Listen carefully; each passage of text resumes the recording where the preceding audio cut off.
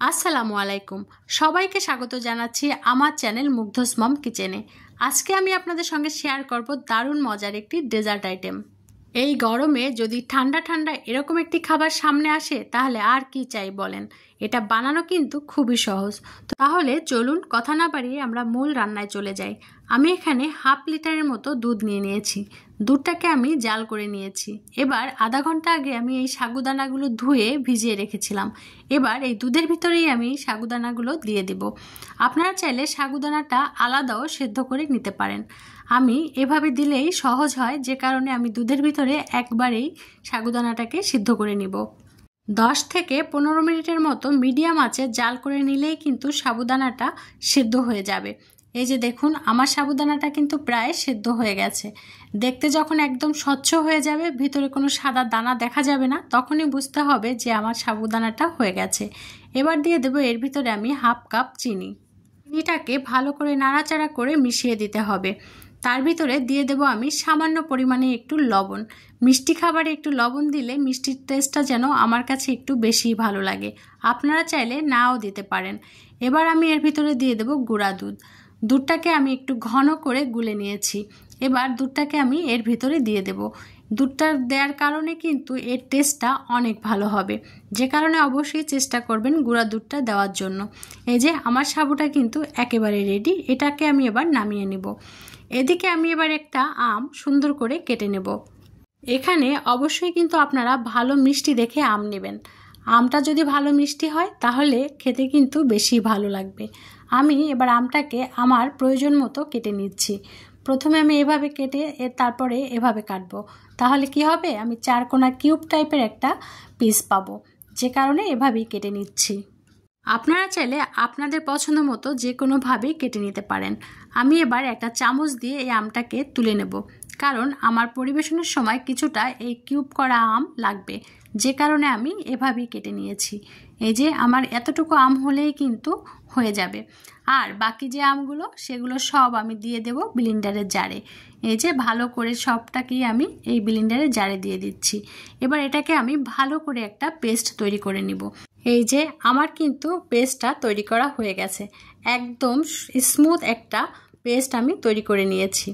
আর এই যে কিউব করে কাটা আমগুলো, এগুলোকেও আমি পরিবেশনের সময় কাজে লাগাবো, যে কারণে দুটোকেই আমি এক সাইডে রেখে দিচ্ছি। এবার আমি কিছুটা বাদাম কেটে নিব। এই যে আমি এখানে কাঠবাদাম এবং কাজু বাদাম নিয়েছি। আপনারা চাইলে আপনাদের পছন্দ মতো যে কোনো বাদামই দিতে পারেন। এই খাবারটার ভিতরে যদি একটু বাদাম থাকে তাহলে এই খাবারের টেস্ট কিন্তু অনেক গুণ বেড়ে যাবে। তাই অবশ্যই চেষ্টা করবেন বাদামটাকে ব্যবহার করার জন্য। আমার কিন্তু বাদামগুলো কেটে নেওয়া হয়ে গেছে। এবার আমি একটা বাটিতে দুধ আর সাবুটাকে ঢেলে নেব। এই যে এটা এখনও গরম আছে, যে কারণে খুব সাবধানেই এটাকে ঢেলে নিতে হবে। আর অপেক্ষা করতে হবে এটা যতক্ষণ না পর্যন্ত ঠান্ডা হয়। ঠান্ডা হওয়ার পরে আমি এবার এর ভিতরে দিয়ে দেব এই যে আমের পিউরিটা বানিয়েছিলাম, এটাকে আমি সম্পূর্ণই এর ভিতরে দিয়ে দেব। এই যে আমি পুরোটাই কিন্তু এর ভিতরে দিয়ে দিয়েছি। এবার এটাকে ভালো করে এর সঙ্গে মিশিয়ে নিতে হবে, যেন সবগুলো ভালো করে মিশে যায়। এটা ভালো করে যখন মেশানো হয়ে যাবে তখন এর ভিতরে দিয়ে দেব কিছুটা বাদাম কুচি। সবগুলো এখনই দেব না, আমি এখান থেকে অর্ধেকটার মতো বাদাম কুচি এর ভিতরে দিয়ে ভালো করে মিশিয়ে নিব। এই যে আমার কিন্তু মেশানো শেষ। এবার দেখুন দেখতে কতটা সুন্দর হয়েছে। এবার আমি এগুলোকে সুন্দর করে একটা বাটিতে পরিবেশন করে নেব। আমার ভিডিওটি যদি আপনাদের ভালো লেগে থাকে তাহলে অবশ্যই আমার চ্যানেলটিকে সাবস্ক্রাইব করবেন। লাইক, কমেন্ট, শেয়ার করে আমার পাশে থাকবেন। আপনাদের একটা লাইক, কমেন্ট আমাকে কাজের উৎসাহ প্রদান করে, তাই আশা করি আপনারা আমাকে সেই উৎসাহটা দিবেন।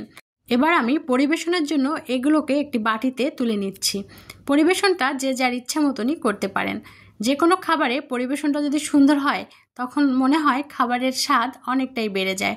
আমি এর ভিতরে সেই কিউব করে কেটে রাখা যে আমগুলো সেগুলো দিয়ে দিলাম, আর দিলাম কুচে রাখা বাদাম। এরপরে দিয়ে দেব বরফ। এটা কিন্তু ঠান্ডা ঠান্ডা খেতেই বেশি ভালো লাগে, যে কারণে বরফটা অবশ্যই দিবেন। এই যে আমার বরফ দেওয়া শেষ হলে এবার যেটা করব সেটা হলো আইসক্রিম দিয়ে দেব। আইসক্রিম দিলে এটা খেতে অনেক অনেক বেশি ভালো লাগে। আপনারা চাইলে আইসক্রিমটা নাও দিতে পারেন, তবে দিলে কিন্তু বেশি ভালো লাগে।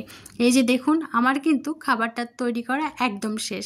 দেখতে কতটা লোভনীয় হয়েছে আর খেতে কিন্তু ভীষণ মজা।